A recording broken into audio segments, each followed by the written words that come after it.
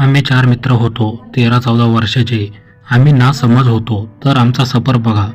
तर मित्रांनो, कथेची सुरुवात करतो. आम्ही 10वी वर्गात होतो. तर आमचे नाव मी, रवी, विशाल, पप्पू.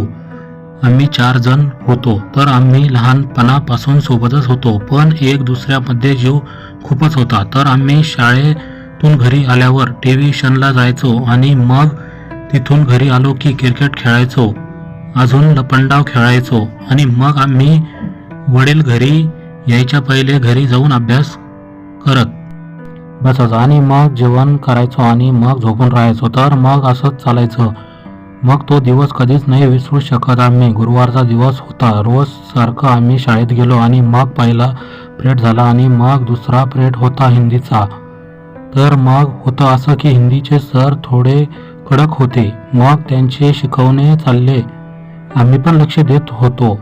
पण शिकवता शिकवता सर जो शब्द बोलले त्या शब्दांनी आम्ही विशालला चिडवत होतो. तर मग आम्ही खूप कंट्रोल केले. पण तरी पण आम्हाला हसू आला. पूर्ण वर्गात आम्हीच हसू राहिलो. बाकीचं काही नाही. पण सरला आमचा राग आला. त्यांचे पण बरोबर होते. ते आम्हाला खूप जीव लावून शिकवत होते आणि आमच्यामुळे पूर्ण वर्ग डिस्टर्ब झाला होता. पण आम्ही पण काही हटकून नाही केले होते. मित्राची जी चीड आहे तो शब्द निघाला म्हणजे कोणी पण हसणारच ना.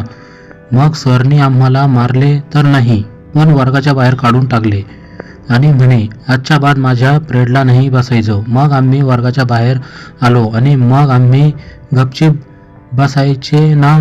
तर आम्ही गपचीप बसलो नाही. आम्ही तिथे गाण्याच्या भेंड्या खेळत बसलो. मग आम्ही एक दुसऱ्याला हसणे चिडवणे असं आमचं चालू होते. मग दुसऱ्या सरची नजर आमच्यावरती पडली आणि मग ते आमच्याकडे येत होते. तर मग आम्ही एक दुसऱ्याला म्हणलो की खरं सांगायचं की खोटं. मग आम्ही म्हणलं की असं सांगू की आपण बिमार आहे. हिंदीच्या सरनी बाहेर काढले असं म्हणले की त्यांनी तरी वर्गाच्या बाहेर काढले. हे सर तर शाळेच्या बाहेर काढतील.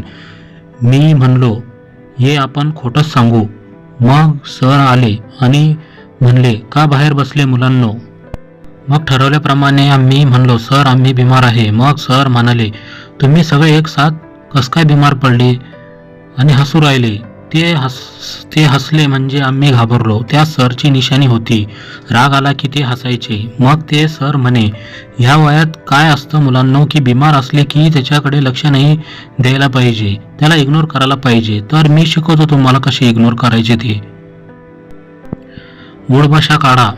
मग आम्ही भी असं होतो जसे दुकानदार कसा विचारतो किती पाहिजे. आम्ही भी एकदम त्याच स्टाईलमध्ये. आमचा तो आवाज, आमचे ते उभं राहणे. किती काढायचं सर, एका दमात की थांबून. आम्ही होतो असे की ते सर पण आम्हाला हसले आणि म्हणाले अरे बाळांनो सॉरी तरी म्हणा. लगेच स्टाईलमध्ये किती काढायचे, एक दमात की ब्रेक घेऊन. काय आहे बाळांनो हे असं. मग आम्ही म्हणालो सर सॉरी. मग ते सर म्हणे मी तुम्हाला सोडून देतो पण मला खरं सांगा की सरनी तुम्हाला बाहेर का काढले. मग आम्ही म्हणलो सर ह्या विशालची जी चीड आहे ना, तो शब्द निघाला होता. मग आम्हाला हसू आले. मग आम्ही हसलो. मग सर म्हणे कोणता शब्द आहे तो. मग आम्ही सरला म्हणालो सर तो शब्द नाही सांगू शकत आम्ही. मग सर म्हणे ठीक आहे. मग ते सर चालले गेले आणि मग आम्ही म्हणालो यार सर हसल्यावर मारतात, हा त्यांचा रेकॉर्ड तुटला आज आपल्याला. तर त्यांनी काहीच नाही केले, सोडून दिले. मग विशाल म्हणाला याच्यामधून एक शिकायला भेटले की किती पण मोठी परेशानी असली की आपण खरे बोलले पाहिजे. बघ खोटे बोललो होतो, बिमार आहे तर. सर म्हणे मूळ भाषा मारा आणि बघ खरं बोललो आपण तर सरने काहीच नाही केले आणि आपल्या मैत्रीला हसले. मग आम्ही त्या दिवस पासून ठरवले की काही पण झाले तरी खरंच बोलायचे. मग आमच्या हिंदीच्या सरचा लेक्चर खतम झाला आणि मग सर वर्गाच्या बाहेर आले. मग आम्ही सरला सॉरी म्हणलो तरी सर आम्हाला चिडून बोलले की माझ्या लेक्चरला नाही बसायचे.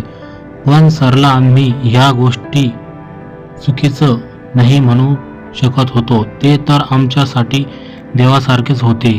ते खूपच छान होते. शिकवत तर पुस्तकातून होते पण जिंदगी कशी जगायची ते सांगायचे. त्यांचे आमच्यावर नाराज होण्याचे कारण हे होते की हसलो तर आम्ही आमच्या मित्रालाच होतो, पण त्यांना वर्गात कोणीतरी भडकून दिले की सर हे तुम्हाला हसतात, तुम्हाला चिडवतात. मग आम्ही वर्गात आलो आणि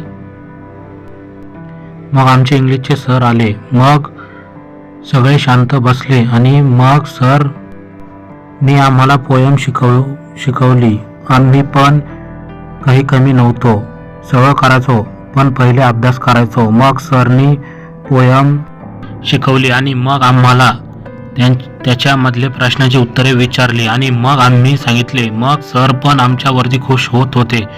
मग तो लेक्चर खतम झाला आणि मग आमची जेवणाची सुट्टी झाली आणि मग आम्ही जेवण करायला बसलो आणि मग आम्ही विचार करत होतो की हिंदीच्या सरला काही पण करून आपल्याला माफ करायला लावू, त्यांच्या मनात चांगली जागा बनवू. मग आमची जेवणाची सुट्टी खतम झाली आणि मग आम्ही वर्गात गेलो आणि मग ते आम्ही ठरवले होते की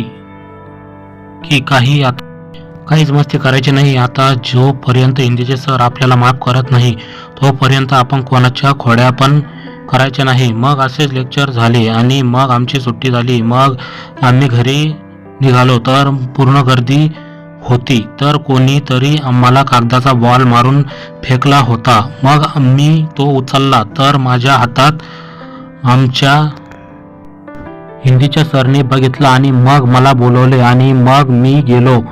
तरी माझे मित्र पण माझ्या सोबत आले आणि मग सरनी माझे कान ओढले आणि म्हणे मी काय तुझ्या मजाकचा आहे का? अरे बावळट, मला कागदाचा बॉल मारून फेकला. मी परेशान झालो. यार हा बॉल तर मलाच कोणीतरी मारून फेकला आणि सर का असे म्हणत आहे? मग मी सरला म्हणलो सर मी नाही फेकला तुमच्याकडे, मला कोणीतरी मारून फेकला आहे. मग सर म्हणाले जा घरी, खूपच नालायक आहे तू, खोटं पण बोलतो. मग त्यावेळी माझ्या डोळ्यात पाणी आले होते की यार आपण तर सरच्या मनात चांगली जागा बनवायचे बघत आहे, हे तर उलटच होत आहे. मग माझा मित्र विशाल म्हणाला पागल रडू नको, चाल घरी. मग आम्ही गेटाच्या बाहेर निघालो आणि मग आम्ही शाळेच्या बसमध्ये बसलो आणि मग आमच्या घराच्या चौकात उतरलो. मग माझे मित्र मला म्हणाले यार भावा टेन्शन नको घेऊ, सगळं चांगलं होईल, जा घरी जेवण कर आणि आवरून ठेव, आम्ही तुला घ्यायला येतो ट्युशनला जायचे टायमाला. मग मी घरी आलो आणि मग माझी आई माझ्याकडे बघते आणि म्हणे सरनी मारले का तुला? का कोणी सोबत भांडण केले तू? रडला का? मग मी म्हणलो नाही आई काही नाही झाले. मग आई म्हणे काही नाही झाले, मग डोळे का लाल झाले? तू खोटं बोलत आहे, थांब मी उद्या तुझ्या शाळेत येते. मग मी आईला म्हणलो हो रडलो मी. मग मी माझ्या आईला शाळेतला पूर्ण किस्सा सांगितला, हिंदीच्या लेक्चरला काय झाले. मग सरला कोणीतरी आमच्या विषयी भडकवले आणि शाळा सुटल्यावर जे घडले ते. मग माझी आई म्हणे चाल फ्रेश हो आणि जेवण कर. मग मी फ्रेश झालो आणि जेवण केले आणि मग मी टीव्ही बघत बसलो आणि मग माझे मित्र आले कारण ट्युशनचा टाइम झाला होता. मग मी त्यांच्या सोबत ट्युशनला गेलो आणि मग तर मित्रांनो याची पुढची कथा पुढच्या भागात येणार आहे.